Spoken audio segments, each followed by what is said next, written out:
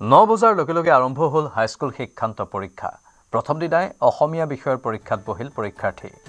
নতুন নিয়মেৰে পৰিচালিত হৈছে এইবাৰৰ পৰীক্ষা। এইবাৰৰ হাইস্কুল শিক্ষান্ত পৰীক্ষাত অৱতীৰ্ণ হৈছে সৰ্বমুঠ 4,38,565 জন শিক্ষাৰ্থী। ইয়াৰে 1,90,243 জন ছাত্ৰৰ বিপৰীতে ছাত্ৰীৰ সংখ্যা 2,48,322 গৰাকী। কটকটীয়া নিৰাপত্তাৰ মাজেৰে 1046টা পৰীক্ষা কেন্দ্ৰত অনুষ্ঠিত হৈছে পৰীক্ষা। এইবাৰৰ পৰীক্ষাৰ বাবে 117টা পৰীক্ষা কেন্দ্ৰৰ নৱ সংযোজন কৰা হৈছে। লক্ষণীয়ভাৱে এইবাৰ ব্যক্তিগত খণ্ডৰ বিদ্যালয়ত অনুষ্ঠিত হোৱা নাই পৰীক্ষা।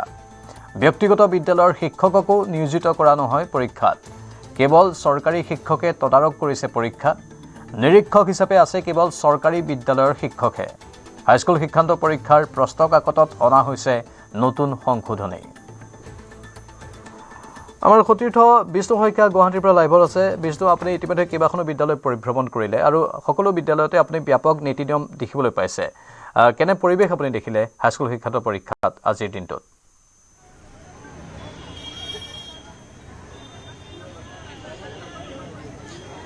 চাওক, গুৱাহাটী মহানগৰীকে ধৰি ৰাজ্যৰ সকলো বিদ্যালয়ত বা পৰীক্ষা কেন্দ্ৰতে আচলতে একে অনুৰূপ ব্যৱস্থা গ্ৰহণ কৰা হৈছে। কাৰণ পূৰ্বতে মেট্ৰিক পৰীক্ষা বা হাইস্কুল শিক্ষান্ত পৰীক্ষা অনুষ্ঠিত হওঁতে যি ধৰণৰ নিয়ম নীতি আছিলে বা যি ধৰণৰ কিছু কেতবোৰ তেওঁলোকে নীতি নিয়ম বান্ধি দিছিলে, তাতকৈ এইবাৰ কিছু কঠোৰ নীতি নিয়ম বান্ধি দিয়া হৈছে আৰু বহুকেইটা নীতি নিয়মৰ মাজেৰেহে এইবাৰ হাইস্কুল শিক্ষান্ত পৰীক্ষা অনুষ্ঠিত হৈছে। আৰু ইতিমধ্যে পৰীক্ষা কেন্দ্ৰত ছাত্ৰ ছাত্ৰী বা শিক্ষাৰ্থীসকল প্ৰৱেশ কৰিছে আৰু বাহিৰত তেওঁলোকৰ যিসকল অভিভাৱক আছে তেওঁলোক অপেক্ষাৰত। কাৰণ জীৱনৰ আটাইতকৈ এটা ডাঙৰ পৰীক্ষা, যিহেতু প্ৰত্যেকজন অভিভাৱকৰ কাৰণেও এই পৰীক্ষাটো অত্যন্ত গুৰুত্বপূৰ্ণ। আৰু আমি ক'ম যে এইবাৰ পৰীক্ষা অনুষ্ঠিত হৈছে যথেষ্ট কঠোৰ নীতি নিয়মৰ মাজেৰে। যিসমূহ পৰীক্ষা কেন্দ্ৰ আছে সেই পৰীক্ষা কেন্দ্ৰসমূহ প্ৰথম কথা হৈছে সুউচ্চ দেৱালেৰে আৱৰি থকা হ'ব লাগিব, চৌহদ সম্পূৰ্ণৰূপে বন্ধ থকা হ'ব লাগিব, যাতে কোনো লোক পৰীক্ষা চলি থকাৰ সময়ছোৱাত ভিতৰত প্ৰৱেশ কৰিব নোৱাৰে। আৰু দ্বিতীয় কথাটো হৈছে এইবাৰ প্ৰত্যেকটো শিক্ষা কেন্দ্ৰৰ ভিতৰতে CCTV নিৰীক্ষণত পৰীক্ষা অনুষ্ঠিত হৈছে আৰু প্ৰতিটো পৰীক্ষা কেন্দ্ৰতে CCTV ব্যৱস্থা কৰিবলগীয়া দিয়া হৈছিল। আৰু ইয়াৰ পূৰ্বে এখন পৰ্যালোচনা বৈঠক কৰা হৈছিল। যিসমূহ পৰীক্ষা কেন্দ্ৰৰ নিয়ন্ত্ৰক আছিল তেওঁলোকক সমান্তৰালভাৱে পৰীক্ষা বহি যেতিয়া খুলিব থানাৰ পৰা আনি, সেই কোঠাটোতো CCTV থাকিব লাগিব আৰু CCTV নিৰীক্ষণত পৰীক্ষাৰ বহীসমূহ খুলিব লাগিব। গতিকে এনেকুৱা ধৰণৰ কিছুমান কঠোৰ নীতি নিয়মৰ মাজেৰে এইবাৰ হাইস্কুল শিক্ষান্ত পৰীক্ষা অনুষ্ঠিত হৈছে, যাতে কোনো ধৰণৰ সুৰুঙা নাথাকে, যাতে কোনোজনে অনৈতিক কাৰ্য কৰিব নোৱাৰে, যাতে পৰীক্ষাৰ নামত যাতে বেমেজালিৰ সৃষ্টি কৰিব নোৱাৰে আৰু অসৎ উপায় অৱলম্বন কৰিব নোৱাৰে। তাৰ বাবে যিসকল শিক্ষাৰ্থী আছে বা পৰীক্ষাৰ্থী আছে তেওঁলোককো তালাচী চলাইহে পৰীক্ষা কেন্দ্ৰৰ ভিতৰত প্ৰৱেশ কৰিবলৈ দিয়া হৈছে। আৰু মোবাইল ফোন পৰীক্ষা কেন্দ্ৰৰ ভিতৰত সম্পূৰ্ণৰূপে নিষিদ্ধ কৰিছে। কেৱল মাত্ৰ পৰীক্ষা যিজন নিয়ন্ত্ৰক থাকিব পৰীক্ষা কেন্দ্ৰৰ, তেওঁহে মোবাইল ফোন ব্যৱহাৰ কৰিব পাৰিব। আমি যিহেতু যিখন পৰীক্ষা কেন্দ্ৰৰ নিয়ন্ত্ৰকৰ যিখন সভা অনুষ্ঠিত হৈছিল, আমি সেইখন সভাত উপস্থিত আছিলোঁ। তাত এনেবোৰ ধৰণৰ কেতবোৰ গুৰুত্বপূৰ্ণ নিৰ্দেশনা জাৰি কৰা হৈছিল আৰু আশা কৰা হৈছে যে খুব সুচাৰুৰূপে সুশৃংখলিতভাৱে এইবাৰ হাইস্কুল শিক্ষান্ত পৰীক্ষা অনুষ্ঠিত হ'ব আৰু সকলোখিনি ভবাৰ দৰে হৈ যাব, কিয়নো জীৱনৰ আটাইতকৈ এটা গুৰুত্বপূৰ্ণ পৰীক্ষা বুলি বিবেচিত হৈছে এই পৰীক্ষা। 9 বজাৰ লগে লগে পৰীক্ষা আৰম্ভ হৈছে। আপুনি বৰ্তমান গোপাল বড়ো চৰকাৰী উচ্চতৰ মাধ্যমিক বিদ্যালয়ৰ সন্মুখত আছে। অভিভাৱকসকল উৎকণ্ঠিত, বাহিৰত ৰৈ আছে। বিষ্ণু,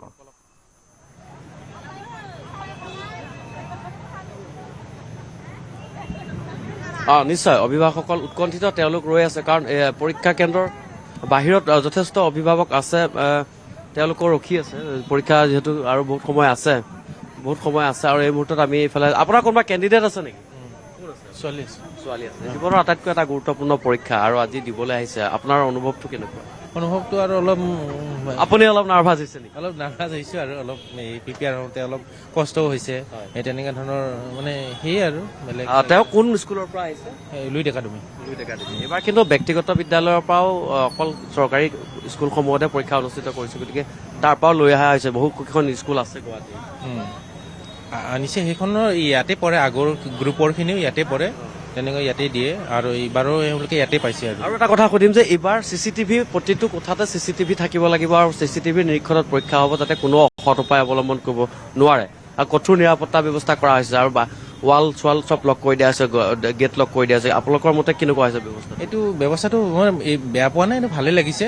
যিখিনি ব্যৱস্থা যিখিনি কৰিছে ইয়াতে একো তেনেকুৱা দেখা নাই, বিশৃংখলতাটো দেখা নাই, ধুনীয়াকৈ হৈছে তেনেকুৱা ধৰণৰ মই ভাবিছোঁ আৰু এইবাৰ কিন্তু অলপ নতুন পদ্ধতিত পৰীক্ষা হৈছে।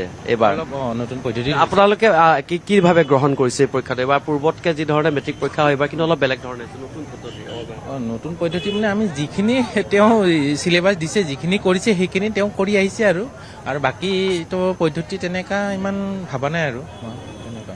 ধন্যবাদ। এয়া আছিল এজন অভিভাৱক, তেওঁৰ প্ৰতিক্ৰিয়া। কাৰণ ছাত্ৰ ছাত্ৰীয়ে নিজৰ সন্তানেও যদি পৰীক্ষা দিবলৈ আহিছে, কিন্তু তেওঁলোকো কিছু এই মুহূৰ্তত নাৰ্ভাছ ফিল কৰিছে বা উৎকণ্ঠিত যে কি ধৰণে হ'ব। কিন্তু এটা কথা ক'ব লাগিব প্ৰাঞ্জল, যে এইবাৰ কিন্তু পৰীক্ষা কিছু নতুন পদ্ধতিৰে নহয়, নতুন কিছু নীতি নিৰ্দেশনা ইয়াত সংযুক্ত কৰিছে, আৰু যাৰ পৰিপ্ৰেক্ষিতত পৰীক্ষা যে সুচাৰুৰূপে হ'ব, সুশৃংখলিতভাৱে হ'ব, কোনো অসৎ উপায় অৱলম্বন কৰিব নোৱাৰে আৰু বেমেজালি কৰিব নোৱাৰে, তাৰ কাৰণে পূৰা সম্পূৰ্ণৰূপে দৃষ্টি নিবদ্ধ ৰাখিছে অসম ৰাজ্যিক শিক্ষা বোৰ্ডে। সমান্তৰালভাৱে জিলা প্ৰশাসনৰ বিষয়াসকলকো পোনপটীয়াভাৱে ইয়াত সংযুক্ত কৰি ৰখা হৈছে, যাতে তেওঁলোকে সকলো দিশ নিৰীক্ষণ কৰিব পাৰে আৰু পৰীক্ষা কেন্দ্ৰৰ চৌহদৰ পৰা বাহিৰলৈ সমগ্ৰ অঞ্চলটোত 163 ধাৰা জাৰি কৰা হৈছে, যাতে ইয়াত কোনো ধৰণৰ খামখেয়ালিৰ সৃষ্টি নহয়। গতিকে ভবা হৈছে বা আশা কৰা হৈছে যে এইবাৰ হাইস্কুল শিক্ষান্ত পৰীক্ষাৰ এটা নতুন গতি লাভ কৰিব, বা পূৰ্বৰ যি ধৰণে গতানুগতিকভাৱে হাইস্কুল শিক্ষান্ত পৰীক্ষা অনুষ্ঠিত হৈ আছিল, এইবাৰ কিছু পৃথক আৰু ব্যতিক্ৰমীভাৱে হাইস্কুল শিক্ষান্ত পৰীক্ষা অনুষ্ঠিত হৈছে। আৰু আমি কিছু সময়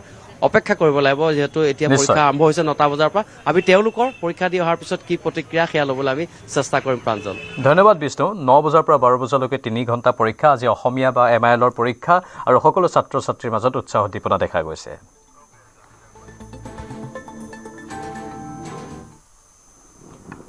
বৰাগাঁৱৰ শ্বহীদ স্মাৰকত গজৰাজৰ বিচৰণ। শ্বহীদ স্মাৰক চৌহদত মুক্তভাৱে ঘূৰি ফুৰিল গজৰাজ। শ্বহীদ স্মাৰকৰ গেট ভাঙি সোমাল এটা বন্যহস্তী।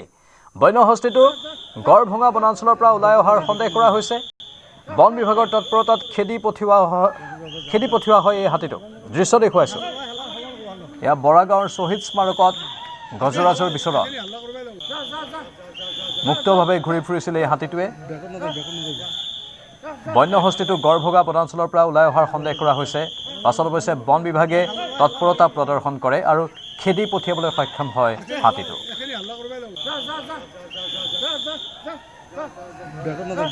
আমাৰ সতীৰ্থ উৎপল হালৈ লাইভত আছে। উৎপল, নিশাৰ ভাগৰ বা সন্ধিয়াৰ ভাগৰ এয়া কিছু দৃশ্য, কিন্তু এইকেইদিন ধাৰাবাহিকভাৱে শ্বহীদ স্মাৰকত বহু লোকৰ সোঁত বৈ আছে। বিভিন্ন প্ৰান্তৰ লোক বাছ ভাড়া কৰিও আহিছে, আৰু সেই সময়তে হঠাৎ নিশাৰ এই গজৰাজৰ বিচৰণ। তাত বন বিভাগে কি তৎপৰতা অৱলম্বন কৰিছে? চাওক, অসম চৰকাৰৰ পশ্চিম বৰাগাঁৱত থকা শ্বহীদ পৰ্যটনস্থলী এতিয়া অতিকৈ এটা চৰ্চিত পৰ্যটনস্থলী হিচাপে বিবেচিত হৈছে, আৰু প্ৰত্যেক দিনে হাজাৰ হাজাৰ লোকৰ সমাগম হৈছে। কালি নিশাৰ ভাগত এই পৰ্যটনস্থলী 7 বজাত বন্ধ কৰি দিয়া হয়, আৰু 9:30 বজাত বনৰীয়া হাতীয়ে প্ৰৱেশ কৰিছিলে। মোৰ পিছফালে থকা দৃশ্যাংশ দেখুৱাইছে, এই যিখন দেৱাল আছিলে, দেৱালত গ্ৰিল লাগি আছিলে, এই দেৱালৰ গ্ৰিলখন ভাঙি প্ৰৱেশ কৰিছিলে। একেবাৰে খুব কম সময়ৰ ভিতৰতে, প্ৰায় 25 মিনিটৰ ভিতৰত গোটেই চৌপাশটো ঘূৰিছিলে, আৰু এটা যি পাকঘৰ আছিলে, পাকঘৰ ভাঙি পেলাইছে। ঠিক একেদৰে ইয়াৰে এগৰাকী তদাৰক কৰা লোক আছে, তেখেতৰ মুখৰ পৰা জানিব চেষ্টা কৰিম। কালি কি হৈছিলে খুৰা? কালি আমি মানে কাম ছুটি কৰি পেলাই মানুহখিনি মানে ৰৈ আছে তাতে। চিকিউৰিটিটো এই লেফ্ট চাইডৰ এই দৰ্জাত আছে আৰু এণ্ট্ৰি হেৰিত। তাৰপিছত মানে সিহঁতে কিবা মোবাইল চাইছিল, সিহঁতে গমেই নাপায়, পটককৈ হাতী আহি গ'ল। আহি কিনে সেই সন্মুখৰ গেটখন মানে খুলি কিনে প্ৰৱেশ কৰিলে, আৰু কৰি কিনে ৰোৱা নাই আৰু মানে পূৰা সিপিনে গৈছে লগে লগে, এই মানে অডিটৰিয়ামৰ পিনে গৈছে। যাই কিনে মানে হেৰি কৰি ফেলে, মানে এটা চিৎকাৰ মাৰি ফেলে একদম মানে গোটেইখিনি তৎক্ষণাত ঘূৰিছে, আৰু ঘূৰি কিনে আমাৰতো হাল্লা লাগি গ'ল মানুহবিলাকৰ।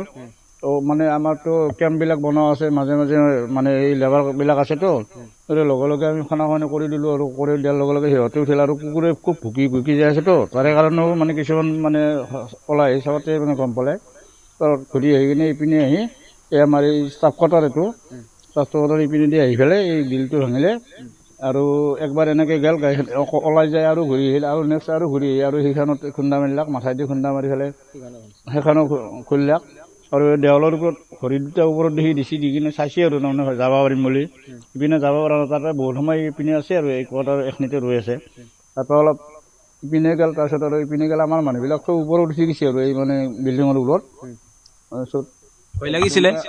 ভয় তামান ভয় লাগিছে, আৰু মানে আমি আচলতে দেখা নাইতো, আমিতো ধৰক আমি এইটো মানে হাতী বনৰীয়া হাতীটো সেইটো গমেই নাপাওঁ মানে দেখাই নাই আৰু হেৰিটো কিন্তু আসি এটা কাৰণে বোলে বহুত আৰু সি আচলতে তাৰ মানে যিটো পজিশ্যন দেখা গৈছে সি আচলতে মানুহ অন্যায় কৰাৰ কাৰণে হেৰি কৰা নাই ইয়াতে চাব আহিছে আৰু পৰ্যটনস্থলী চাব আহিছে পাকঘৰো ভাঙিছে উৎপল খাদ্যৰ সন্ধানত আহিছে আৰু খাদ্যৰ সন্ধানত বনৰীয়া হাতীৰ বিচৰণ নতুন কথা নহয় সেই অঞ্চলটোত এতিয়া নতুনকৈ যিহেতু এই কেন্দ্ৰবোৰ হৈছে সেয়েহে স্বাভাৱিকতেই সেই স্থানবোৰত পূৰ্বৰে পৰা বনৰীয়া হাতীৰ অহা যোৱা আছিল চাওক এই স্থানৰ কথা আমি পূৰ্বে বাতৰি সম্প্ৰচাৰ কৰিছিলোঁ দীপৰ বিলৰ সমীপৰ হৈ যি গড়ভঙা বনাঞ্চল আছে 20,000 হেক্টৰ ভূমিৰে আৱৰা গড়ভঙা বনাঞ্চল হৈছে গুৱাহাটী মহানগৰীৰ অক্সিজেনৰ হাব আৰু এই স্থানত বহু বনৰীয়া হাতী আছে বহুকেইখন তাত পাহাৰ লগ লাগিছে সন্ধ্যাচল পাহাৰ নীলাচল পাহাৰৰো যদি অধিকাংশ চাওঁ যে সেই কানেকশ্যনো কিন্তু ইয়াতে আছে গড়ভঙা বনাঞ্চলত থকা প্ৰত্যেক বছৰে এনেকৈ বনৰীয়া হাতী আহি জলকেলি কৰে আৰু ইয়াৰ স্থানতে যি চোৱা যায় যে মোৰ কাষৰ ফালে বা বাওঁফালে যদি দৃশ্য প্ৰতিথৈ দেখুৱাই যে এই দেৱালখন পাৰ হ'লে যদি কিছু জুম কৰি সিফালৰ দৃশ্যাংশ দেখুৱাব পাৰে সেয়া হৈছে দীপৰ বিল মনোমোহা দীপৰ বিল অৰ্থাৎ দীপৰ বিল গাতে লাগি আছে তাৰে পৰা অনুমান কৰক যে দীপৰ বিলৰ দেৱালৰ সমীপতে আছে এই যি শ্বহীদ স্মাৰক ক্ষেত্ৰ সেয়েহে খাদ্যৰ সন্ধানত প্ৰত্যেক বছৰে এনেদৰে হাতী আহে বিশেষকৈ পামহি ডাকিনী পাহাৰৰ কথা আমি জানো যে গড়ভঙা বনাঞ্চলৰ লগতে সংলগ্ন হৈ থকা সেই ডাকিনী পাহাৰতো এনেকুৱা সময়ত প্ৰত্যেক বছৰে হাতীয়ে মুক্ত বিচৰণ কৰে আৰু জাক পাতি অহা নাছিলে এটা হাতী আহিছিলে মোৰ পিছফালৰ এই দেৱালখন ভাঙিছে আৰু আগত আন এখন দেৱাল আছে সেইখনো ভাঙিছিলে আমি কিছু দৃশ্যাংশ সেই স্থানতো দেখুৱাবৰ বাবে চেষ্টা কৰিম আৰু সেই স্থানলৈকে আগুৱাই গৈছোঁ এতিয়া সেই স্থানত মেৰামতিৰ কাম কাজ চলি আছে আৰু ইয়াতে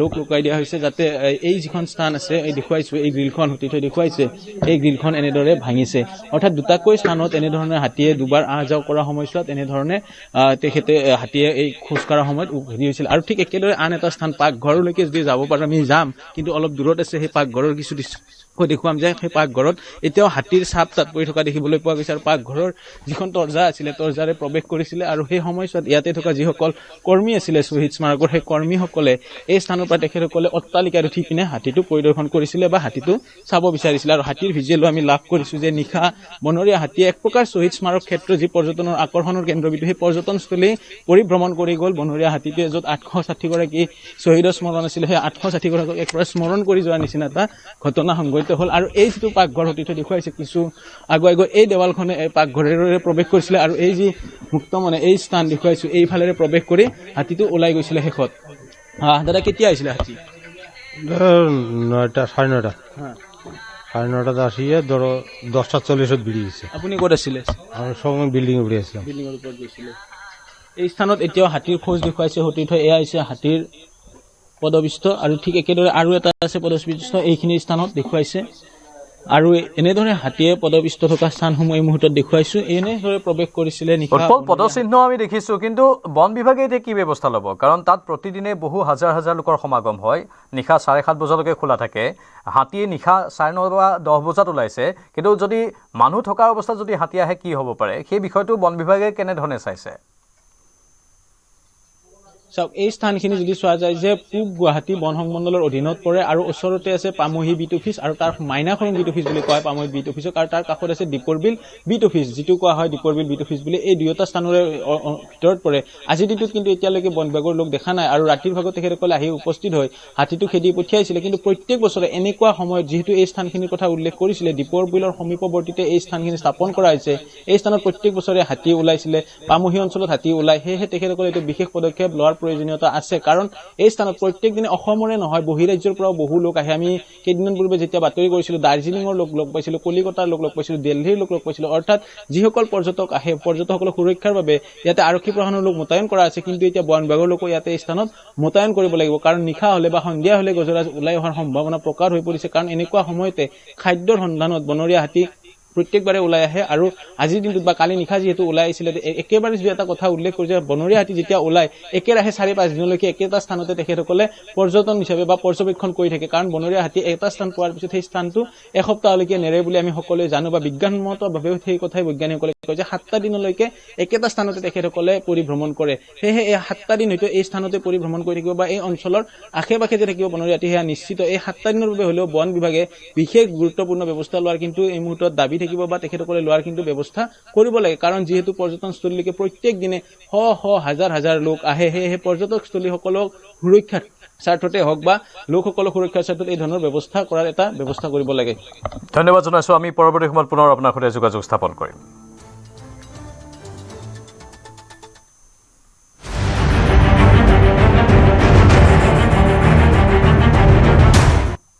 এক গুৰুত্বপূৰ্ণ খবৰ আজি প্ৰকাশ পাব চূড়ান্ত ভোটাৰ তালিকা স্পেচিয়েল ৰিভিজনৰ পাছত নিৰ্বাচন আয়োগে প্ৰকাশ কৰিব চূড়ান্ত ভোটাৰ তালিকা আজি দুপৰীয়া 1 বজাত প্ৰকাশ পাব চূড়ান্ত ভোটাৰ তালিকা চূড়ান্ত ভোটাৰ তালিকাৰ ভিত্তিত অনুষ্ঠিত হ'ব 2026ৰ বিধানসভা নিৰ্বাচন খচৰা তালিকাৰ পৰা বাদ পৰিছিল 4,78,000 ভোটাৰৰ নাম voters.eci.gov.in আৰু ceoassam.nic.in আৰু ECI নেটত চাব পাৰিব ভোটাৰ তালিকাৰ নাম চূড়ান্ত ভোটাৰ তালিকাৰ পূৰ্বে চলা এছআৰ প্ৰক্ৰিয়াক লৈ ৰাজ্যত সৃষ্টি হৈছিল তীব্ৰ প্ৰতিক্ৰিয়া আৰু অৱশেষত সংশোধিত বা চূড়ান্ত ভোটাৰ তালিকা প্ৰকাশ হ'বলৈ গৈ আছে যেহেতু বহু মৃত ব্যক্তিৰ নাম ভোটাৰ তালিকাত সন্নিৱিষ্ট হৈ থাকে বা এটা বিশেষ তথ্য নিৰ্বাচন আয়োগে সদৰি কৰিছিল যে এজন ব্যক্তিৰে কেইবাটাও স্থানত নাম থাকে ভোটাৰ তালিকাত সেইবোৰ সংশোধনী কৰাৰ বাবে সেই সমগ্ৰ প্ৰক্ৰিয়াটো যাতে ভাল হয়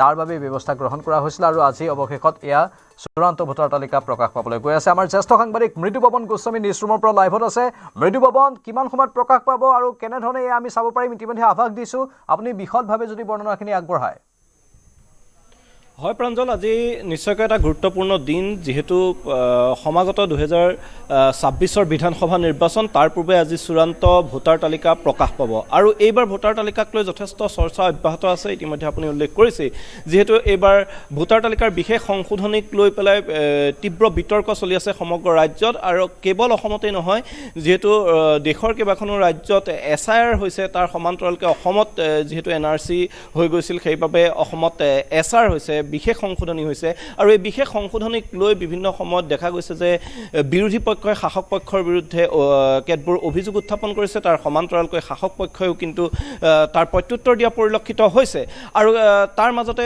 কিছু খবৰ আহিছে যে সামাজিক মাধ্যমত এই তথ্যসমূহ গোপন তথ্য ৰাজহুৱা কৰাৰ বাবে এগৰাকী BLOক নিলম্বন কৰিছে কৰ্তৃপক্ষই তেনেধৰণৰ খবৰো আহিছে আৰু আমি দেখিছোঁ যে বিশেষকৈ বিৰোধী দল কংগ্ৰেছে এই SR প্ৰক্ৰিয়াক লৈ ভোট চুৰিৰ অভিযোগ তুলিছিল বিজেপিৰ বিৰুদ্ধে আৰু মুখ্যমন্ত্ৰীয়ে প্ৰকাশ্যে তেওঁ মুকলিকৈ কৈছিল যে আমি কিছু অচিনাকি লোকৰ ভোট চুৰি কৰিম এতিয়া যেহেতু 4,78,000 লোকৰ খচৰা ভোটাৰ তালিকাতে নাম কৰ্তন হৈছিল আৰু এইটো এটা প্ৰথমতে মই কৈ ল'ব খুজিছোঁ যে এইটো এটা সাধাৰণ প্ৰক্ৰিয়া এনেধৰণৰ সংশোধনীৰ প্ৰয়োজন যিহেতু বহু লোক মৃত্যুৰ পিছতো তেওঁলোকৰ নাম ভোটাৰ তালিকাত সন্নিৱিষ্ট হৈ থাকে তেওঁলোকৰ নামসমূহ কৰ্তন কৰাটো প্ৰয়োজন কোনোবাই হয়তো আন এঠাইলৈ গৈ তাত নিজৰ ভোটাৰ তালিকাৰ নাম সন্নিৱিষ্ট কৰে কিন্তু দুই জেগাতে তেওঁৰ নাম থাকি যায় তেনেধৰণৰ যি আখুৱাসমূহ থাকে সেই আখুৱা সেই ত্ৰুটি পূৰ্ণ যাতে নহওক ভোটাৰ তালিকাখন তাৰ বাবেই ভোটাৰ তালিকাৰ এনেধৰণৰ সংশোধনী কৰা হয় আৰু এইবাৰো তেনেধৰণে ভোটাৰ তালিকাৰ সংশোধনী কৰি আজি চূড়ান্ত ভোটাৰ তালিকা প্ৰকাশ কৰিবলৈ ওলাইছে নিৰ্বাচন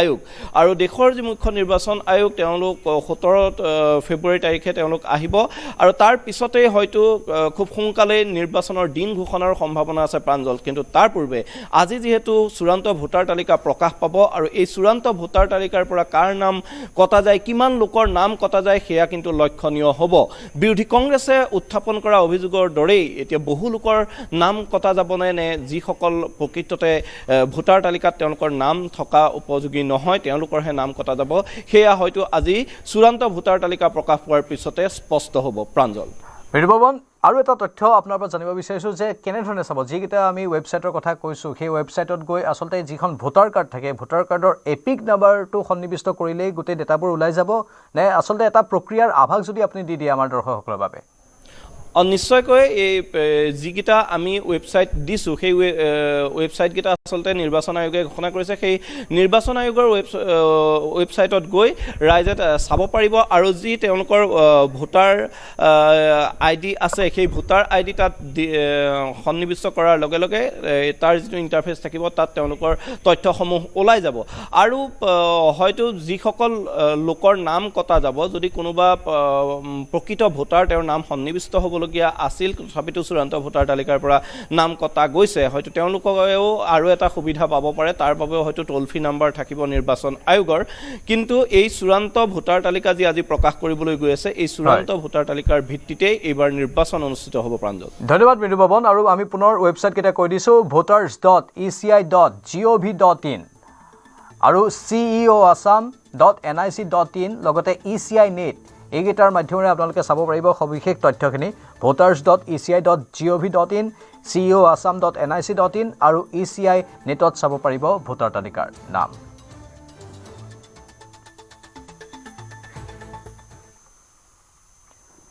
চৰকাৰী কামৰ তথ্য সামাজিক মাধ্যম তথা সংবাদ মাধ্যমত প্ৰকাশ কৰাৰ বাবে এগৰাকী BLOক নিলম্বন। শিক্ষয়িত্ৰী তথা BLO সুমনা ৰহমান চৌধুৰীয়ে শ্ৰীভূমিত অনৈতিকভাৱে ভোটাৰ তালিকাৰ পৰা নাম কৰ্তন কৰাৰ হেঁচা চলোৱাৰ অভিযোগ উত্থাপন কৰিছিল।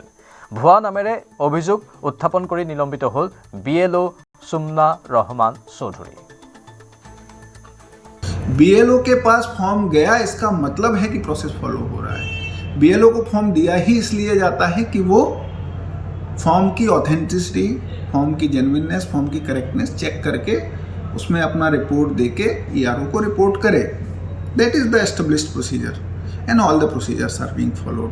तो किसी को डरने की ज़रूरत नहीं है, किसी भी तरह के भ्रम में आने की ज़रूरत नहीं है, और जो भी नॉर्म्स हैं वो सारे फॉलो किए जा रहे हैं। एंड आई एम अगेन रिटरेटिंग कि BLO के पास फॉर्म गया है चेक करने के लिए, it means that procedures are followed. Otherwise BLO के पास फॉर्म क्यों जाता अगर प्रोसीजर बाईपास हो रहे होते तो?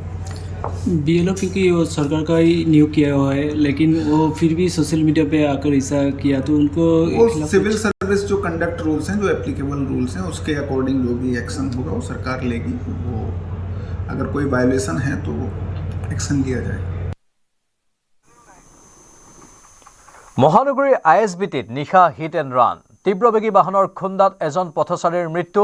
ঘটনাস্থলীত গড়চুক যান বাহন আৰক্ষী উপস্থিত হৈ মৃতদেহ মৰণোত্তৰ পৰীক্ষাৰ বাবে GMCHলৈ প্ৰেৰণ কৰে।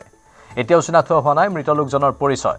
লোকজনক খুন্দিয়াই ঘটনাস্থলীৰ পৰা পলায়ন কৰে বাহনখনে।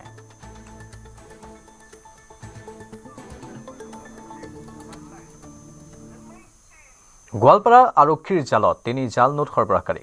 খেদি খেদি আৰক্ষীয়ে গ্ৰেপ্তাৰ কৰে 3 অভিযুক্তক। হোলমাৰীৰ কোচপাৰাৰ পৰা গ্ৰেপ্তাৰ কৰা হয় অভিযুক্ত কেইজনক। জব্দ হ'ল 7.5 লক্ষাধিক টকাৰ জাল নোট। গ্ৰেপ্তাৰ হ'ল ৰছিদুল ইছলাম, ৱাজেদ আলী, জাহিদুল ইছলাম নামৰ 3 জন। 7.5 লক্ষাধিক টকাৰ জাল নোট জব্দ কৰা হৈছে। এই ঘটনা গোৱালপাৰাৰ 3 জাল নোট সৰবৰাহকাৰীক গ্ৰেপ্তাৰ কৰা হৈছে। খেদি খেদি আৰক্ষীয়ে গ্ৰেপ্তাৰ কৰে 3 অভিযুক্তক। হোলমাৰীৰ কোচপাৰাৰ পৰা গ্ৰেপ্তাৰ কৰা হয় অভিযুক্ত কেইজনক। নাম হৈছে ৰছিদুল ইছলাম, ৱাজেদ আলী আৰু জাহিদুল ইছলাম।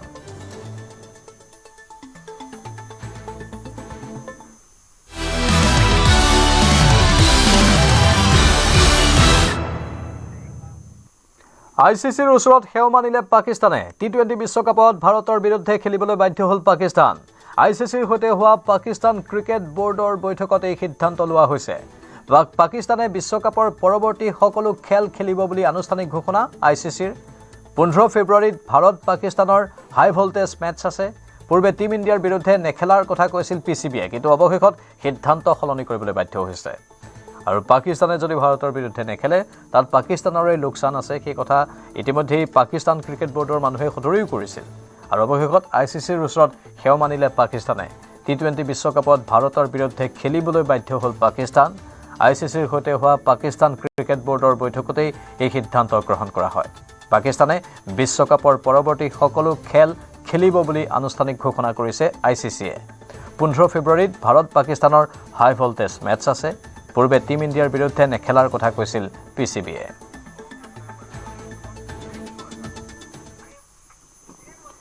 BCCIৰ কেন্দ্ৰীয় বাৰ্ষিক চুক্তিৰ তালিকা প্ৰকাশ। গ্ৰেড B লৈ নামিল ৰোহিত কোহলি। পূৰ্বে A+ শিতানত অন্তৰ্ভুক্ত হৈ আছিল দুয়ো। কেন্দ্ৰীয় চুক্তিৰ পৰা আঁতৰোৱা হৈছে এই শিতান। ৰোহিত কোহলিক গ্ৰেড B লৈ অৱনমিত কৰাত দেশজুৰি প্ৰতিক্ৰিয়াৰ সৃষ্টি হৈছে। এয়া হৈছে BCCIৰ কেন্দ্ৰীয় বাৰ্ষিক চুক্তিৰ তালিকা। গ্ৰেড B লৈ নামিল ৰোহিত আৰু কোহলি। পূৰ্বে A+ শিতানত অন্তৰ্ভুক্ত হৈ আছিল দুয়ো। কেন্দ্ৰীয় চুক্তিৰ পৰা আঁতৰোৱা হৈছে এই শিতান। ৰোহিত কোহলিক গ্ৰেড B লৈ অৱনমিত কৰাত দেশজুৰি প্ৰতিক্ৰিয়া হৈছে।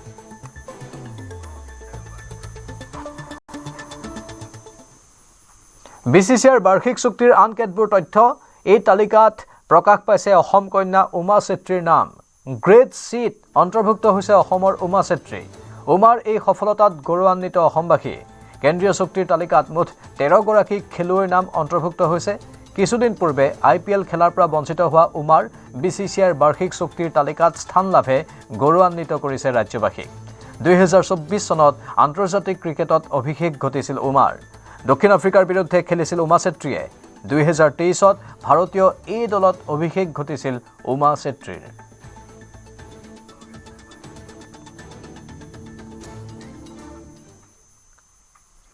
নগাঁৱৰ শিলঙনীত মহিলাসহ আটক হ'ল 6 ড্ৰাগছ সৰবৰাহকাৰী।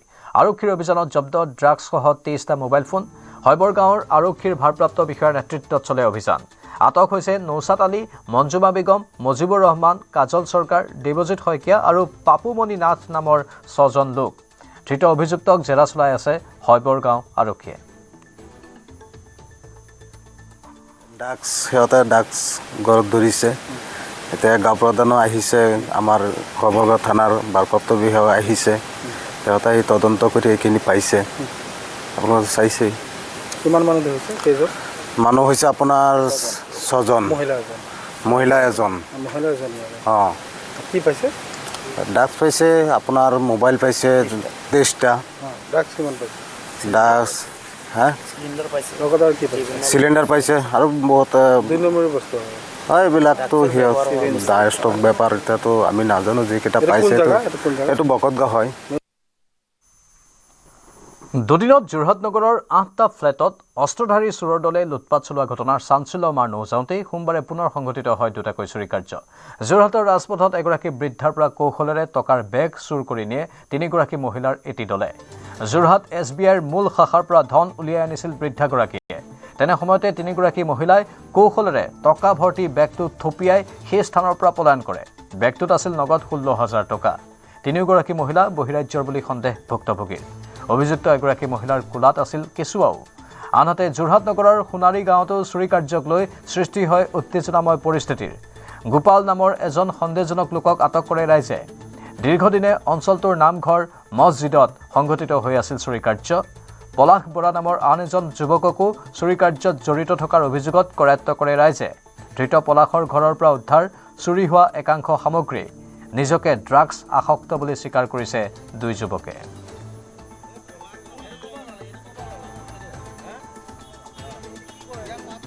মানে আমি ধৰিছিলোঁ আপোনাৰ বাইপাছত এইজনক। তাৰপিছত সি নাম ইয়াৰ পলাশ বুলি নাম কৈছে। তাৰপিছত এই লগৰজনী 2টা আছে, সিহঁতি ধৰি আনিছে এতিয়া। আৰু 3জন আছে। আমাৰ 3জন এইটো আপোনাৰ শ্মশানৰ আছে, কিন্তু আমি গৈছিলোঁ, কিন্তু সেইটো পলাই আছে। সেইকাৰণে ইয়াক ধৰিলোঁ। সি এতিয়া একো কোৱা নাই, কিন্তু ইয়াৰ নামটো আহি গ'ল। আৰু 2জনৰ আমাৰ সোণাৰী গাঁও মানুহ তাহাঁতক মানে ঘৰ চুৰ কৰিছে। এইটো দেখা দেখি মানে ভিডিঅ'ত ওলাই গ'ল। 500 টকা মাল ল'লে। মালটো লৈ পিনি বাহনি পিনে মাৰি পিনি আহিলোঁ। আৰু এজন মোক ক'লে সেইদিনাখন বোলে কেছ এটা কৰিলোঁ, গম পাইছেনে গোপাল? মইতো কি কেছ কৰিলোঁ বোলে, খালি পইচা ইমান নাপালোঁ ন বোলে। মইতো কি কেছ কৰিলে? কৈছে এই মছজিদটোত কেছ কৰিলোঁ বোলে। মই আৰু গোবিনে কৰিলোঁ বোলে। গোবিন সোমালে বোলে, মই বাহিৰত ৰখি আছিলোঁ বোলে, খালি পইচা ইমানকৈ নাপালোঁ বোলে। মই কৈছোঁ হয় নেকি? কৈছে অঁ। গোবিনে সুধিলে লাগিলে মোক ঐ গোবিন কি সঁচাই কৰিলি নেকি? কৈছে কৰি ল'লোঁ, বেছি নাপালোঁ বোলে, কমকৈ পইচা পালোঁ। ভাবিছিলোঁ অকণ বেছিকৈ মাল অকণ উঠাই পিনি বোলে খাম বোলে, বেছি নাপালোঁ বোলে পইচা, এনেকৈ ক'লে। দিনৰ কেছটো যিটো আমি ধৰিছিলোঁ তেওঁ চিনি পাওঁ বুলি কৈছে। আৰু মেইন কথা হ'ল কি অতি কম সময়ৰ ভিতৰতে আমাৰ সোণাৰী গাঁও 2 নং পথত আৰু 1 নং পথত আমাৰ 2টা নামঘৰ 2বিলাক নামঘৰ চুৰি হৈছিলে। আমাৰ সতীৰ্থ গৌতম বৰা যোৰহাটৰ পৰা ফোন লাইনত আছে। গৌতম, হঠাৎ যোৰহাটত এই অপৰাধীৰ টিঘিল ঘিলনি বৃদ্ধি পাইছে। হয় হয়, নিশ্চয়কৈ প্ৰাঞ্জল চাওক, যোৰহাট এটা পৰিচয় আছিলে সমগ্ৰ অসমতে শৈক্ষিক নগৰ ৰূপে পৰিচিত। কিন্তু বৰ্তমান যেন সেই শৈক্ষিক নগৰী পৰ্যবসিত হৈছে চোৰৰ নগৰীলৈ। আমি দেখা পাইছো যে একাংশ যি ড্ৰাগছ আসক্ত যুৱকে ড্ৰাগছ ক্ৰয় কৰিবলৈ টকাৰ বাবে এনেধৰণে বিভিন্ন মন্দিৰ মছজিদ, ঠিক সেইদৰে সাধাৰণ লোকৰ বাসগৃহসমূহ লক্ষ্য কৰি লৈছে। আৰু তাৰ সমান্তৰালকৈ একাংশ পেছাদাৰী চোৰৰ দল আহি যোৰহাটৰ একাংশ ভাড়াঘৰত থিতাপি লৈ বসবাস কৰিছে। আৰু তেওঁলোকে যোৰহাটৰ বিভিন্ন ফ্লেটেই হওক বা অকলশৰীয়া বাসগৃহই হওক, তাত একাধিক্ৰমে চুৰি কাৰ্য সংঘটিত কৰি গৈছে। এই ক্ষেত্ৰত সাধাৰণ লোকসকলে আৰক্ষীক আহ্বান জনাইছে তেওঁলোকৰ যি নেটৱৰ্ক, তেওঁলোকৰ যিখিনি চ'ৰ্চ বা তেওঁলোকৰ যি টহলদাৰী ব্যৱস্থা, সেয়া অধিক তৎপৰ কৰি তুলিবৰ বাবে। আৰু এইটো নহয় যে যোৰহাট আৰক্ষীয়ে একো নাই কৰা। যোৰহাট আৰক্ষীয়ে বহুখিনি চোৰৰ অভিযুক্ত কৰায়ত্ব কৰিছে, কিন্তু ইয়াতো যেন কিছু সীমাবদ্ধতা আছে। কিয়নো আমি দেখা পাইছো যে তাৰ পিছতো যোৰহাট আৰক্ষীয়ে যদিহে কৰায়ত্ব কৰিও আছে এনেধৰণৰ চোৰৰ দল বা এনেধৰণৰ অভিযুক্তসকলক, তাৰ পিছতো কিন্তু থমকি ৰোৱা নাই এনেধৰণৰ চুৰিকাণ্ডসমূহ। গতিকে প্ৰকৃত যি দোষী বা প্ৰকৃত যি অভিযুক্ত তেওঁলোকক যেন কৰায়ত্ব কৰাত যোৰহাট আৰক্ষী কৰবাত ব্যৰ্থ হৈছে। আৰু তাৰ ফলশ্ৰুতিতে আমি যি দেখা পাইছো ধাৰাবাহিকভাৱে এনেকুৱা এটা দিন নাই যিটো দিনত যোৰহাটত বৰ্তমান সময়ছোৱাত চুৰিকাণ্ড সংঘটিত নহয়। আৰু যি দুগৰাকী যুৱকক কালি সোণাৰীগাঁৱৰ ৰাইজে কৰায়ত্ব কৰিছে, সেই যুৱককেইজনে অকপট স্বীকাৰোক্তি দিছে যে তেওঁলোকে ড্ৰাগছ আসক্ত, তেওঁলোকে ৰিহেব চেণ্টাৰত থাকি অহা আৰু তাৰ পাছত তেওঁলোকে ড্ৰাগছ ত্যাগ কৰিবৰ বাবে যিখিনি তেওঁলোকে ঔষধ সেৱন কৰিব লাগে, সেই ঔষধৰ সেৱন কৰিবলৈ টকাৰ অভাৱ হোৱাৰ বাবে তেওঁলোকে পুনৰ ড্ৰাগছ লয়। আৰু যোৰহাটৰ অলিয়ে গলিয়ে ড্ৰাগছ অতিকৈ সুলভ বুলি সেই দুগৰাকী অভিযুক্তই আমাক জানিবলৈ দিছে। আৰু তেওঁলোকে অকপতে স্বীকাৰ কৰিছে যে 500 টকা তেওঁলোকে হাজিৰা কৰি যদি দৈনিক সংগ্ৰহ কৰে, তাৰে 300 টকাৰে তেওঁলোকে ড্ৰাগছ ক্ৰয় কৰে। আৰু সেইসকল যুৱকে যিহেতু 300, 200 তেনেকে টকা মিলাই তেওঁলোকে এটা ড্ৰাগছৰ পুৰিয়া ক্ৰয় কৰি তেওঁলোকে ইনজেকশ্যনৰ জৰিয়তে একেলগতে ড্ৰাগছ লয়। গতিকে ছবিখন কিমান ভয়াৱহ প্ৰাঞ্জল এবাৰ চিন্তা কৰক। হয়, নিশ্চয় ছবিখন অতি ভয়াৱহ। ইতিমধ্যে ডকাইতি কাৰ্য বা চুৰি কাৰ্য যোৰহাটত বহুকেইটা সংঘটিত হৈছে, সেইখিনি প্ৰতিবেদনো আমি আগবঢ়াম। ধন্যবাদ গৌতম।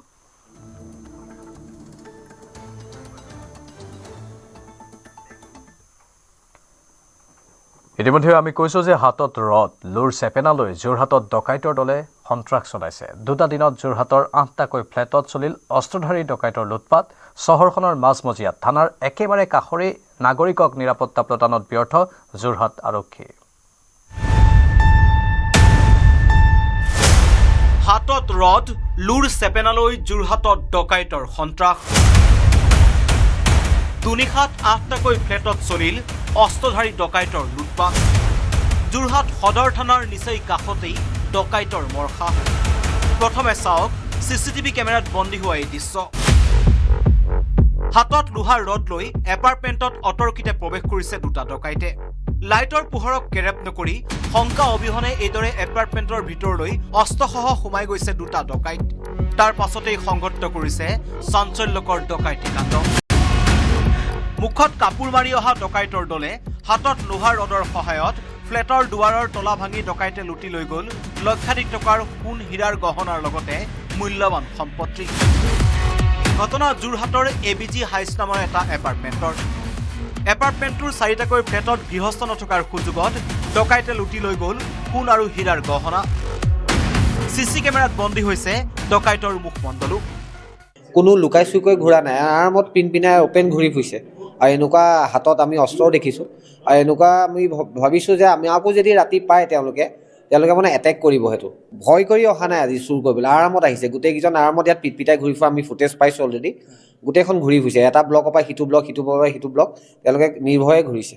কালি মই 10টা বজাৰ আগে 9:45-50 মানত লাগিছিলোঁ। এডাল গ'ল্ড চেইন আছিলে, এডাল ডায়মণ্ড চেইন আছিলে, 2টা গ'ল্ড ৰিং আৰু 4টামান ডায়মণ্ড ৰিং আছিলে আৰু 2যোৰ গ'ল্ড ইয়েৰিং ডায়মণ্ড ইয়েৰিং আছিলে, সেইটো নিলে। আৰু এডাল চিলভাৰ কাৰা আছিলে ডাঙৰ চাই মোটাৰ, সেইডাল নিলে। আৰু এংকলেট 2যোৰমান আছিলে, সেইটো লৈ গুচি গ'ল। এদিন পূৰ্বে অনুৰূপ ঘটনা সংঘটিত হৈছিল যোৰহাটৰ মধুকুঞ্জ নামৰ এটা এপাৰ্টমেণ্টত।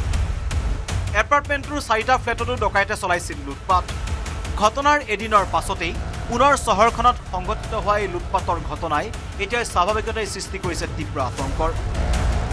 উল্লেখ্য যে যোৰহাট সদৰ থানাৰ নিচেই কাষতে সংঘটিত হৈছে 2টাকৈ ডকাইতিৰ ঘটনা। যোৰহাট আৰক্ষীক বুঢ়া আঙুলি দেখুৱাই ডকাইতে চলাই গৈছে লুটপাত। চহৰখনৰ মাজমজিয়াত থানাৰ একেবাৰে কাষৰে নাগৰিকক নিৰাপত্তা প্ৰদানত ব্যৰ্থ হ'ল বিয়াগুম যোৰহাট আৰক্ষী। ইফালে ঘটনা সংঘটিত হোৱা ABG এপাৰ্টমেণ্টত আছে 60টাতকৈ অধিক পৰিয়াল। বিশাল পৰিসৰ বিস্তৃত এপাৰ্টমেণ্টটোত নিশা থাকে মাত্ৰ এজন নিৰাপত্তাৰক্ষী। এজন মাত্ৰ নিৰাপত্তাৰক্ষীয়ে ফ্লেটসমূহৰ নিৰাপত্তাক লৈ এতিয়া অৱতাৰণা হৈছে বহু প্ৰশ্নৰ। ছিকিউৰিটি আমাৰ মাত্ৰ এজন থাকে ৰাতি। আচলতে আজিলৈকে তেনেকুৱাটো একো হোৱা নাই। গতিকে আমি ভাবিছোঁ যে এতিয়া ছিকিউৰিটিৰ সংখ্যাটো বঢ়াব লাগিব। আৰু 2 নম্বৰ কথা হ'ল অকল আমি ছিকিউৰিটিৰ আমাৰ ফালৰ পৰা কৰাটোৱেই কথা নহয়, চৰকাৰৰ ফালৰ পৰা অলপমান পেট্ৰলিং ডিউটিটো যদি অলপ বঢ়াই দিয়ে তেতিয়াও আমি অলপমান কিছু সকাহ পাম বুলি ভাবোঁ। তেওঁলোকৰ হাতত প্ৰপাৰ ইনফৰমেশ্যন আছে। 2 ঘণ্টা এজন মানুহ ঘৰত নাই আৰু সেই 2 ঘণ্টাতে আহি কাম কৰি বেলেগ ঘৰত মানুহো নাই, টোটেল এইকেইটা ঘৰে খালী, ইমান 64টা ঘৰ আছে, এই 4টা ঘৰ খালী এওঁলোকে কেনেকৈ গম পালে? গুৱাহাটী মহানগৰীত গৃহস্থক বন্দী কৰি ডকাইতে চলোৱা লুটপাটৰ ঘটনাৰ পাছত এইবাৰ উজনিৰ যোৰহাটত ডকাইতৰ সন্ত্ৰাসে অসম আৰক্ষীৰ ব্যৰ্থতাকে সূচাইছে বুলি একাংশই মত পোষণ কৰিছে। ক্ৰমাৎ বৃদ্ধি পোৱা চুৰি ডকাইতিৰ ঘটনা উৰ পেলাবলৈ অসম আৰক্ষী সক্ষম হ'বনে তাক লৈ এতিয়া প্ৰশ্নৰ উত্থাপন হৈছে। যোৰহাটৰ পৰা গৌতম বৰাৰ ৰিপৰ্ট, নিউজ 18 অসম। নাৰায়ণপুৰ পৌৰসভাৰ বিশেষ পদক্ষেপ। বহু বছৰ ধৰি নাৰায়ণপুৰ নগৰৰ পদপথত বাস কৰা মানসিক বিকাৰগ্ৰস্ত মাতৃ পুত্ৰক নাৰায়ণপুৰ পৌৰসভাৰ ফালৰ পৰা চিকিৎসাৰ বাবে তেজপুৰলৈ প্ৰেৰণ কৰে। দুয়োকে চিকিৎসালয়লৈ নিয়াৰ পিছত পৌৰপতিৰ উপস্থিতিত ৰাইজে মৰমতে দিয়া প্ৰায় 30,000 টকা উদ্ধাৰ কৰে। টকা গণনাত নামি পৰিল একাংশ লোক। পৌৰসভাই এই ধনখিনি চমজি লৈ পৰৱৰ্তী সময়ত তেওঁলোকক ঘূৰাই দিয়াৰ সিদ্ধান্ত গ্ৰহণ কৰে। নাৰায়ণপুৰ পৌৰসভাৰ এই পদক্ষেপক শলাগ ল'লে সকলোৱে।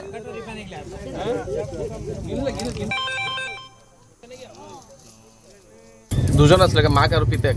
প্ৰায় 10 বছৰ হৈ গ'লগৈ আমাৰ মন্দিৰৰ সন্মুখত বহি থকা, আৰু ৰেস্কিউ কৰাৰ পিছত আজি মেণ্টেল হস্পিটেল পঠোৱা হৈছেগৈ। গোটেই বস্তুকেইটা উঠাওঁতে চাফা কৰোঁতে আমি পইচা প্ৰায় 500, 100, 200 টকী নোট, 50 টকী নোট, 20 টকী আৰু কইনছ কেইটামান পাইছোঁগৈ। মোটামুটি 30,000 মান হ'বগৈ। আৰু মিউনিচিপাল বৰ্ডৰ পিনৰ পৰা বৰ ধুনীয়া ষ্টেপ লোৱা হৈছেগৈ, আমি ভাল পাইছোঁ। আজি ষ্টাফ আৰু আজি ৰাইজ হিচাপে নাৰায়ণপুৰত। কোকৰাঝাৰত অনুষ্ঠিত হৈছে 24 সংখ্যক বড়োলেণ্ড দিৱস। BTC প্ৰশাসনৰ উদ্যোগত দিনজোৰা কাৰ্যসূচীৰে অনুষ্ঠিত বড়োলেণ্ড দিৱস। পুৱাই বডোফা নগৰস্থিত BTC সচিবালয় প্ৰাংগণত অৱস্থিত বডোফাৰ প্ৰতিমূৰ্তিত মাল্যাৰ্পণ কৰি শ্ৰদ্ধাঞ্জলি জনায় BTC প্ৰধান হাগ্ৰামা মহিলাৰীয়ে।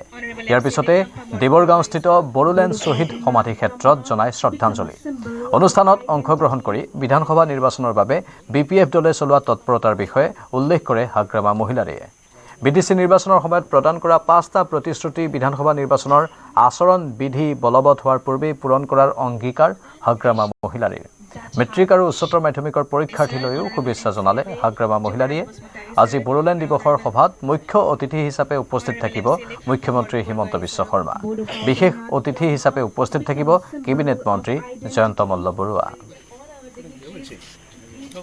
আমাৰ 24th বড়োলেণ্ড ডে চেলিব্ৰেশ্যন কৰিবলৈ গৈ আছোঁ আমি আজি।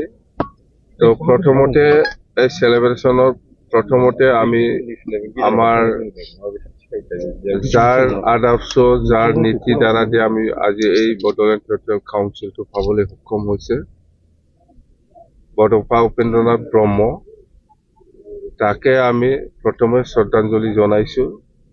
আৰু আমাৰ সকলোৰে দায়িত্ব BTC-বাসী ৰাইজ হিচাপে বা BTC-বাসী অঞ্চলত বসবাস কৰা সকলো জাতি জনগোষ্ঠীৰ কাৰণে। তো আমি সেই হিচাপত বডোফা উপেন্দ্ৰনাথ ব্ৰহ্মক আমি প্ৰথমে সকলো একেলগে আমি শ্ৰদ্ধাঞ্জলি জনাইছোঁ। যিহেতু আমি বডোফা উপেন্দ্ৰনাথ ব্ৰহ্মৰ যিটো আদৰ্শ নীতি, ইয়াৰ দ্বাৰা যে আমি এই BTC-টো পাবলৈ সক্ষম হৈছে। পুনৰ মুখ্যমন্ত্ৰী হোৱাৰ কামনাৰে ডবকাৰ জাব্ৰাখোৱা শিৱ মন্দিৰত মুখ্যমন্ত্ৰী হিমন্ত বিশ্ব শৰ্মাৰ হৈ পূজা অৰ্চনা ৰাইজৰ। একাংশ হিন্দুত্ববাদী নেতা আৰু বিজেপিৰ নেতা কৰ্মীৰ উদ্যোগত এই পূজা অৰ্চনা আয়োজন কৰা হয়। মুখ্যমন্ত্ৰী হিমন্ত বিশ্ব শৰ্মা দায়িত্ব গ্ৰহণ কৰাৰ পিছৰে পৰা ৰাজ্যৰ বহু সমস্যা সমাধান হৈছে আৰু ৰাইজে যন্ত্ৰণাৰ পৰা মুক্তি লাভ কৰিছে বুলি তেওঁলোকে দাবী কৰে। সেইবাবে তেওঁলোকে পুনৰ হিমন্ত বিশ্ব শৰ্মাক মুখ্যমন্ত্ৰী হিচাপে বিচাৰে বুলি মন্তব্য কৰে। আয়োজকসকলৰ মতে জাব্ৰাখোৱা শিৱ মন্দিৰত আহি পূজা কৰিলে মনৰ কামনা পূৰণ হয় বুলি এক লোকবিশ্বাস আছে।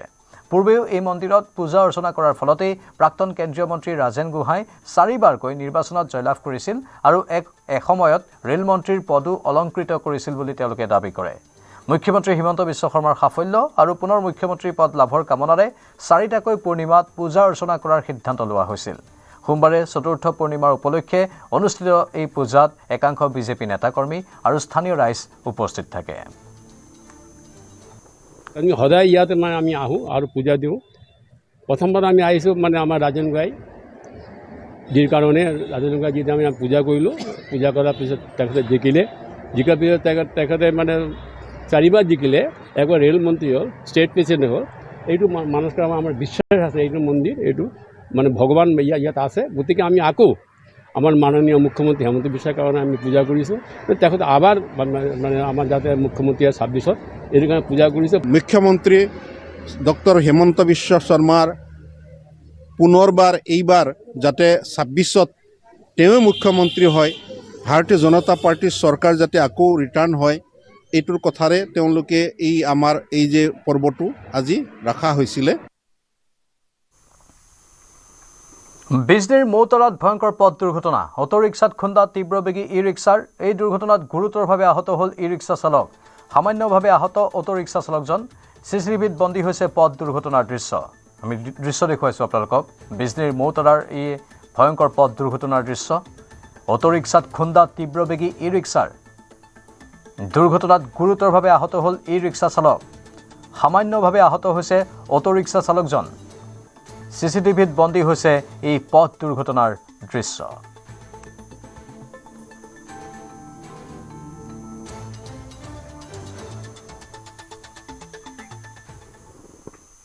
ইফালে মৰিগাঁৱৰ জালুগুটিৰ লোচনাবৰীতো ভয়ংকৰ পথ দুৰ্ঘটনা ৰৈ থকা ডাম্পাৰত খুন্দা তীব্ৰবেগী বাইক আৰোহীৰ দুৰ্ঘটনাত গুৰুতৰভাৱে আহত বাইক আৰোহী যুৱক আহত যুৱকজন জাজৰিৰ টুটু বৰদলৈ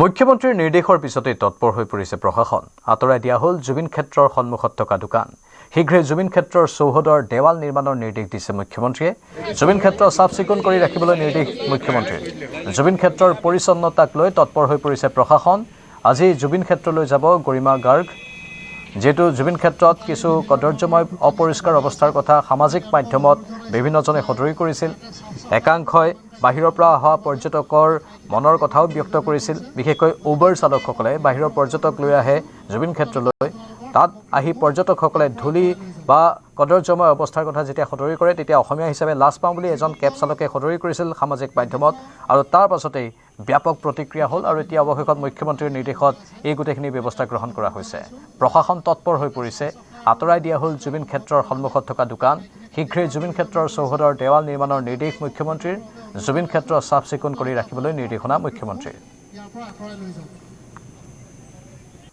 ইয়াতে অহাকালিৰ পৰা ইয়াৰ বাউণ্ডেৰী ৱাল নিৰ্মাণৰ কাম আৰম্ভ কৰিব গতিকে তাৰ কাৰণে কামখিনি সুবিধা কৰিবৰ কাৰণে যিহেতু ইয়াৰ মাজত বহুত দোকান দি আছিলে ৰাইজে দোকানখিনি আমি ৰাইজক অনুৰোধ জনাইছোঁ তেওঁলোকে গুচাই দিবলৈ যাতে কাম কৰিবলৈ সুবিধা হয় আৰু আমাৰ অনুৰোধ মৰ্মে ৰাইজে দোকানবিলাকৰ গুচাই দিছে তাৰ কাৰণে আমি তেওঁলোকক ধন্যবাদ জনাইছোঁ আমাৰ সতীৰ্থ মৌচম লাইভত আছে মৌচম আজিৰ পৰা 1.5 মাহ 2 মাহ পূৰ্বে আমি সম্প্ৰচাৰ কৰিছিলোঁ তাৰ পৰা বাতৰি তেতিয়া দেখুৱাইছিলোঁ সেই দোকানবোৰে কেনেধৰণৰ এক অৱস্থাৰ তাত সৃষ্টি কৰিছে এতিয়া অৱশেষত প্ৰশাসনে কঠোৰ সিদ্ধান্ত গ্ৰহণ কৰিছে গোটেই তথ্যখিনি ভালদৰে জানিব বিচাৰিছোঁ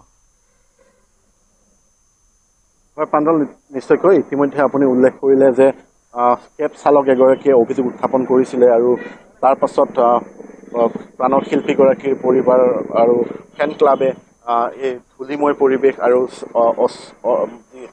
লেতেৰা পৰিৱেশৰ কথা কৈছিলে আৰু কেইবাশ দোকান আচলতে প্ৰাণৰ শিল্পীগৰাকী যেতিয়া ইয়াত অন্তিম শয়নৰ ব্যৱস্থা কৰা হৈছিল সেই মুহূৰ্তৰ পৰা আচলতে ইয়াতে ব্যৱসায়িক কেন্দ্ৰ হিচাপে গঢ়ি উঠাৰ প্ৰৱণতা দেখা গৈছিল প্ৰায় হাজাৰৰ ঘৰত দোকান হৈছিলে যাৰ বাবে কদৰ্যময় পৰিৱেশৰ সৃষ্টি হোৱাৰ অভিযোগ উত্থাপন হৈছে আৰু পৰৱৰ্তী পৰ্যায়ত দেখা গ'ল মুখ্যমন্ত্ৰীৰ নিৰ্দেশত যোৱাকালি দিনটোত ডিমৰীয়া সমাজজিলা প্ৰশাসন তথা আৰক্ষী উচ্চপদস্থ বিষয়াসকল আহি সেই দোকানসমূহ আমি সেই দৃশ্য দেখুৱাম সেই ৰাজপথৰ কাষৰ সেই যি স্থানত দোকানসমূহ আছিল সম্পূৰ্ণৰূপে আঁতৰাই পেলোৱা হৈছে লানি লাগি আছিলে দোকানৰ ইয়াতে বহু হাজাৰ বুলি ক'লেও ভুল নহ'ব হয়তো কিয়নো বহু বৃহৎ অংশটো আচলতে ৰাজপথৰ কাষৰ অংশটোত দোকানে ভৰি পৰিছিল যাৰ ফলত আচলতে লেতেৰা হোৱাৰ অভিযোগ উত্থাপন হৈছিল আৰু জুবিন ক্ষেত্ৰত ধূলিময় পৰিৱেশ হোৱাৰ অভিযোগ উত্থাপন হৈছিল পৰৱৰ্তী পৰ্যায়ত আচলতে ইয়াক লৈ প্ৰতিক্ৰিয়া সৃষ্টি হৈছিল আমাৰ জুবিন অনুৰাগী আছে আমি তেওঁলোকৰ সৈতে কথা পাতিম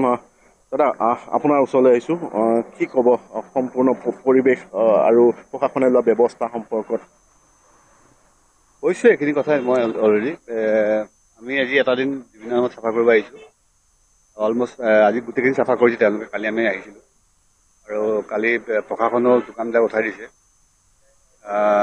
ৱালখন জিম কৰিছে বান্দৰ ৱালখন গতিকে গোটেই বস্তুখিনি সোনকালে হওক আমি সেইটোৱে বিচাৰিছোঁ সোনকালে হওক সকলোৰে দায়িত্ব আছে আমি কামটো চবেই ইয়াতে আমি চাফা কৰি ৰাখিব লাগে অকল আমি বুলি নহয় কমিটি এখন আছে তেওঁলোকো বা আমি যিখিনি মানুহ ইয়ালৈ আহে সদায় চবেই সকলোৱে চাফা কৰি ৰাখে গতিকে ইমান লেতেৰা নহয় এতিয়া খালি পানী মাৰিব লাগিব যিহেতু ফাগুন মাহ আহিছে এতিয়া আৰু বতাহ ধূলি বহুত হ'ব গতিকে আমি চিটি হিচাপে কৈছোঁ পানীটো ক'ৰবাত ব্যৱস্থা কৰিব পাৰি পানী এটা ইয়াতে বৰিং এটা আছে বুলি কৈছে বৰিংটোত মাজে মাজে আমাৰ হেৰি কৰিব লাগে ৰিনিউ কৰিব লাগে ইলেক্ট্ৰিচিটি বিল দিব লাগে সেইটো কোনে দিব তেনেকৈ যদি বৰিংটো ঠিক কৰি দিয়া যায় বা পানী গাড়ী আনি পালে এটা ফাণ্ড লাগিব সদায় পানী মাৰিবলৈ পইচা এটা লাগিব গতিকে সেইটো কোনে কেনেকৈ কৰে আমি আজি কথাখিনি পাতি পালে কাৰণ ফাগুন মাহটো পুৰা ধূলি হ'ব গোটেই মাহটো মাৰিব লাগিব আমি সেইখিনি আজি কথাখিনি পাতি যাওঁ চিকিৎসকো মাতিছোঁ তেনেকৈ কমিটিখনৰ লগত কথাখিনি পাতি যাওঁ প্ৰাণৰ শিল্পীগৰাকীলৈ বহু উপহাৰ ইয়াত দিছে অনুৰাগীসকলে সেইসমূহ কি হোৱাটো বিচাৰে বহুত উপহাৰ দিছে আমি আজি ট্ৰাংক আনিছোঁ কিছুমান বস্তু আমি ভৰাই থ'ম এখন কমিটি আছে কিছুমান বস্তু লৈ যাব পাৰে কোনোবাই যদি নিব বিচাৰে কমিটিখনক সুধি পেলাই লৈ গ'লেই হ'ল কাৰণ ইয়াতো বস্তুবিলাক বেয়াই হৈ যাব গামোচা বহুত আছে তেওঁলোকে দি থাকে বহুত গামোচা তেওঁলোকে দি থাকে আৰু ফটো চটোও আছে কাৰোবাক সুধিলে কাৰোবাক লাগিলে কমিটি এখন আছে কমিটিখনক সুধি পেলাই লৈ যাব লাগে পাৰে আৰু মানে ইয়াত বস্তুবিলাক এনেই থৈতো লাভ নাই মই ট্ৰাংকত ভৰাইহে থ'ম গতিকে তেওঁলোকে যদি কমিটিখনে ব্যৱস্থা এটা কৰে যে আমি এখন ফটো চবকে দিব পাৰোঁ তেতিয়া লৈ যাব পাৰিম বস্তুটো বেয়া হৈ যাব ইয়াত বিশেষকৈ এটা যে অভিযোগ উঠিছিল জুবিন ক্ষেত্ৰত লেতেৰা পৰিৱেশ ধূলিময় পৰিৱেশ আজি দেখি আহি কেনে গম পাইছোঁ আজি ভাল লাগিছে প্ৰশাসনে এইটো কাম কৰিছে আমি একচুৱেলি মই কালিও আহিছিলোঁ কালি ইমান চাফা নাছিলে আজি চাফা হৈছে ভাল হৈছে এনেকুৱা সদায় হ'ব লাগে সদায় নহ'লে এদিন বা এদিন সদায় যি চাফাটো কৰি থাকে আজি দেখাত কিমান ধুনীয়া লাগিছে এই পৰিৱেশটো সদায় হৈ থাকে মানুহখিনি আহিও ভাল পাব সেইটোৱে কথা নিশ্চয়কৈ অনুৰাগীসকলে মন্তব্য কৰিছে এনেধৰণৰ পৰিৱেশ আজি পুনৰ সমগ্ৰ পৰিৱেশটো এবাৰ ভিডিঅ' জাৰ্নেলিষ্টক দেখুৱাই দিবলৈ অনুৰোধ জনাইছোঁ চাফ চিকুণাই ৰখা হৈছে পানী দিয়া হৈছে গোটেই স্থানত যেন ধূলি নুৰে তাৰ ব্যৱস্থা গ্ৰহণ কৰা হৈছে আৰু অনুৰাগী আছে দাদা আপোনাৰ ওচৰলৈ আহিছোঁ ক'ৰ পৰা আহিছে লখিমপুৰৰ পৰা আহিছোঁ লখিমপুৰৰ পৰা কি ক'ব জুবিন ক্ষেত্ৰত আহি অনুভৱ কৰিব ভাল লাগিছে মানুহজন হেৰাব আহিছোঁ তাকে এবাৰ চাব আহিলোঁ নিশ্চয়কৈ এনেদৰে ৰাজ্যৰ ভিন্ন প্ৰান্তৰ পৰা প্ৰতিদিনে আচলতে ৰাজ্যৰ লগতে ভিন্ন ৰাষ্ট্ৰৰ পৰা বহিৰাষ্ট্ৰৰ পৰা আহিছে আৰু বহিৰাজ্যৰ কেইবা হাজাৰ বুলি ক'ব লাগিব যি প্ৰথম দিনটোৰ পৰা আজিলৈকে কেইবা হাজাৰ অনুৰাগী বহিৰাষ্ট্ৰৰ পৰা লগতে বহিৰাজ্যৰ পৰাও এই স্থানলৈ আহিছে আৰু তেনে ক্ষেত্ৰত এনেধৰণে চাফ চিকুণাই ৰখাটো নিশ্চয়কৈ প্ৰয়োজনীয়তা আছিল আৰু নিশ্চয়কৈ আজি দেখা গৈছে এক সুন্দৰ পৰিৱেশ জুবিন ক্ষেত্ৰৰ যিসমূহ উপহাৰ আছিলে সেই উপহাৰসমূহো সজাই পৰাই পুনৰবাৰ যি আচলতে চকুত লগাই পৰিৱেশ কৰাৰ সৃষ্টি কৰা সকলো বস্তু মচি আছে আমি সেই দৃশ্য দেখুৱাম উপহাৰবোৰ আচলতে এনেদৰে অনুৰাগীয়ে চাফ চিকুণ কৰি আছে আমি সেয়া দৃশ্য দেখুৱাম অনুৰাগীসকল আছে বা কমিটিৰ লোকসকল আছে তেওঁলোকে এইসমূহ এনেদৰে পৰিষ্কাৰ কৰি আছে মচি আছে এই মুহূৰ্তত নিশ্চয়কৈ এনেধৰণৰ এক পৰিৱেশ ৰাখিলে নিশ্চয়কৈ সকলোৱে ভাল পাব আৰু যি অভিযোগ উত্থাপন হৈছিল যে জুবিন ক্ষেত্ৰত লেতেৰা বা ধূলিময় পৰিৱেশ আজি তাৰ সম্পূৰ্ণ বিপৰীত ছবি দেখা গৈছে সকলো সজাই পৰাই থোৱা হৈছে ভালকৈ আৰু সকলো মচি আচলতে চাফ চিকুণ কৰাৰ ব্যৱস্থা গ্ৰহণ কৰিছে কমিটিয়ে হওক বা অনুৰাগীসকলেই হওক বা জিলা প্ৰশাসনেই হওক সকলোৱে আচলতে পৰিষ্কাৰ পৰিচ্ছন্নতাৰ প্ৰতি দৃষ্টি ৰাখিছে আৰু তেওঁলোকে চাফ চিকুণত ব্যস্ত হৈছে আৰু জুবিন ক্ষেত্ৰৰ এয়া পৰিৱেশ প্ৰাঞ্জল আমি পোনপটীয়া সম্প্ৰচাৰত দেখুৱালোঁ ধন্যবাদ জনাইছোঁ মৌচম এয়া আমি পোনপটীয়া সম্প্ৰচাৰ আগবঢ়ালোঁ যিহেতু এতিয়া দেৱাল নিৰ্মাণৰ কামো হ'ব অতি শীঘ্ৰে আৰু সকলো ধৰণৰ সুশৃংখলিত এটা ব্যৱস্থা গঢ় লৈ উঠিব বুলি আশা কৰা হৈছে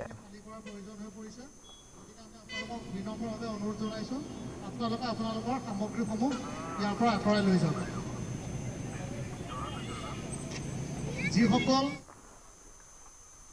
যোৰহাটৰ চাৰিঙীয়াত ৰাষ্ট্ৰীয় ঘাইপথৰ ছাৰ্ভিচ ৰোডত সোমবাৰে নিশা সংঘটিত এটা পথ দুৰ্ঘটনাত দুজন লোক আহত হৈছে এখন বালিনো বাহন আৰু এখন ছুইফ্ট ডিজায়াৰ গাড়ীৰ মাজত ছাৰ্ভিচ ৰোডত মুখামুখি সংঘৰ্ষ হয় খুন্দা মৰাৰ পিছত এখন গাড়ী পথৰ কাষত বাগৰি পৰে ছাৰ্ভিচ ৰোডত তীব্ৰ বেগত গাড়ী চলোৱাৰ বাবে এই পথ দুৰ্ঘটনা সংঘটিত হোৱাৰ অভিযোগ উঠিছে চিচিটিভি কেমেৰাত বন্দী হৈছে দুৰ্ঘটনাৰ দৃশ্য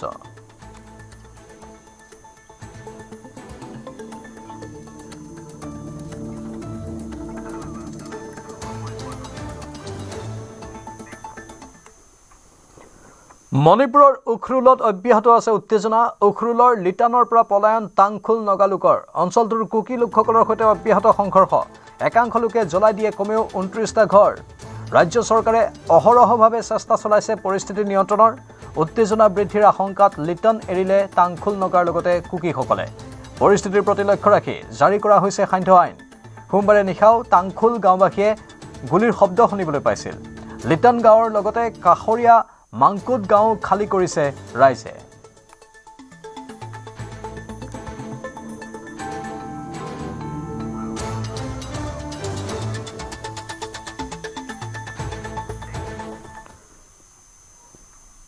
এই মুহূৰ্তৰ এক ব্ৰেকিং নিউজ। আজিৰ পৰা আৰম্ভ হৈছে হাইস্কুল শিক্ষান্ত পৰীক্ষা, কিন্তু চিপাঝাৰৰ এটা পৰীক্ষা কেন্দ্ৰত অঘটন সংঘটিত হৈছে।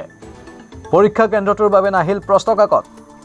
গৰুখুটি উচ্চতৰ মাধ্যমিক বিদ্যালয় পৰীক্ষা কেন্দ্ৰত এই অঘটন। চিপাঝাৰ থানাত প্ৰশ্নৰ টোপোলা বিচাৰি হাহাকাৰ বিদ্যালয় কৰ্তৃপক্ষৰ। পুনৰ জনাইছোঁ, আজিৰ পৰা আৰম্ভ হৈছে হাইস্কুল শিক্ষান্ত পৰীক্ষা। তাৰ মাজতে এই চিপাঝাৰৰ এটা পৰীক্ষা কেন্দ্ৰত অঘটন। পৰীক্ষা কেন্দ্ৰটোৰ বাবে নাহিল প্ৰশ্ন কাকত। সময় হৈছে এতিয়া বাতৰিৰ পৰা বিদায় লোৱাৰ। নমস্কাৰ।